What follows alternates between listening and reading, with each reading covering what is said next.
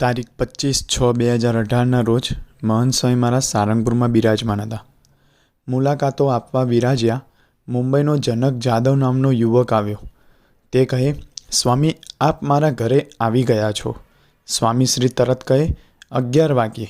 સંતોએ આશ્ચર્યથી પૂછ્યું, રાત્રે? સ્વામીશ્રીએ નકારમાં મસ્તક હલાવ્યું, અર્થાત દિવસે 11 વાગે ગયા હતા.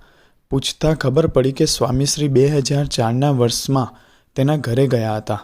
14 વર્ષ પહેલાં કોના ઘરે કેટલા વાગે પધરામણી કરી હતી તે યાદ રહે? આ માત્ર સ્મરણ શક્તિની કમાલ નથી.